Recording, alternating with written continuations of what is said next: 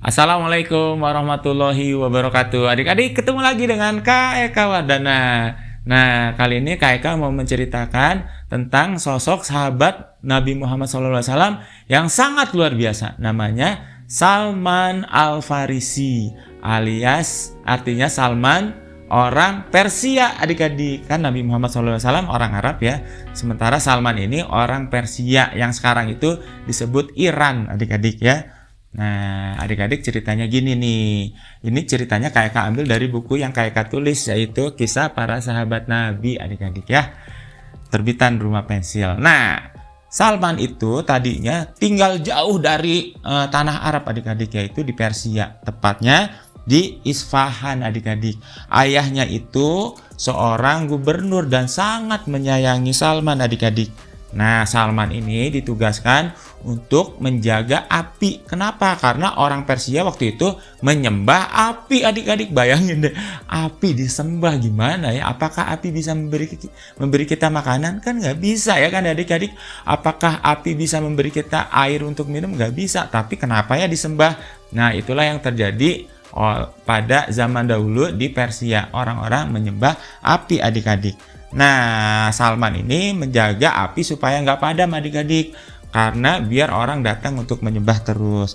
Nah, suatu saat Salman melihat ada orang Nasrani, adik-adik, sedang bersembahyang. Nah, Salman bilang, kayaknya ini lebih baik deh daripada agama yang aku pegang sekarang. Akhirnya Salman pindah memeluk agama Nasrani, adik-adik. Dan tinggal bersama uskup di gereja, adik-adik. Nah, suatu saat uskup itu mau meninggal, adik-adik. Nah, karena saking sayangnya sama Salman, uskup ini bilang ke Salman, "Anakku, telah dekat masa bangkitnya seorang nabi." Maksudnya Nabi Muhammad ya, adik-adik ya. Kemudian carilah beliau dan kenali tanda-tanda kenabiannya. Begitu kata uskup kepada Salman. Akhirnya setelah uskup itu meninggal, Salman Al-Farisi mencari nabi yang dimaksud oleh uskup tadi, adik-adik.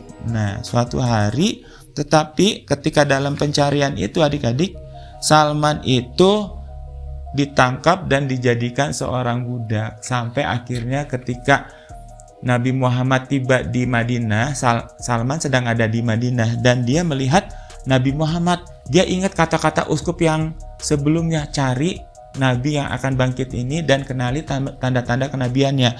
Maka Salman berusaha melihat tanda-tanda kenabian pada diri Nabi Muhammad SAW. Nah, ketika melihat Salman sedang melihat-lihat gitu, Rasulullah Shallallahu Alaihi Wasallam tahu yang dimaksud Salman itu sedang mencari tanda-tanda kenabiannya. Maka Nabi membuka sedikit bagian bahunya karena di situ ada tanda-tanda kenabian, ada tanda kenabian yang adik-adik berbentuk cap seperti telur, adik-adik, ukuran seperti telur. Nah, ketika Salman melihat tanda kenabian itu, dia peluk Nabi Muhammad dan menangis dan menjadi seorang muslim, adik-adik.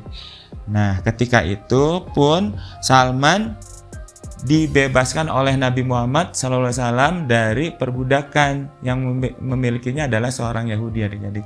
Setelah itu Salman menjadi seorang sahabat Nabi yang luar biasa, adik-adik. Nah, salah satu kejadian yang sangat membuat kita teringat pada Salman Al-Farisi adalah ketika orang-orang Quraisy dan orang-orang penyembah berhala lain datang ke Madinah untuk menyerang dengan 10.000 pasukan, adik-adik. Wah, banyak banget, saking banyaknya sampai Nabi Muhammad dan para sahabatnya tidak bisa menyongsong berperang di luar Madinah, adik-adik. Mereka terpaksa harus bertahan di dalam kota.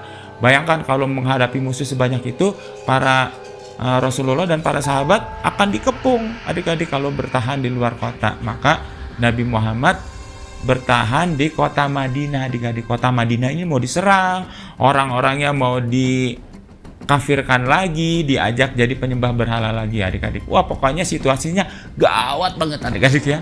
Sampai suatu ketika Rasulullah sedang berpikir bagaimana caranya menahan pasukan sebesar itu, Salman Al-Farisi punya usul, adik-adik. Kata Salman, "Wahai Rasulullah, kita gali parit aja, karena waktu saya di Persia, saya melihat taktik yang seperti ini. Tujuannya apa menggali parit? Supaya pasukan musuh tidak bisa menyeberangi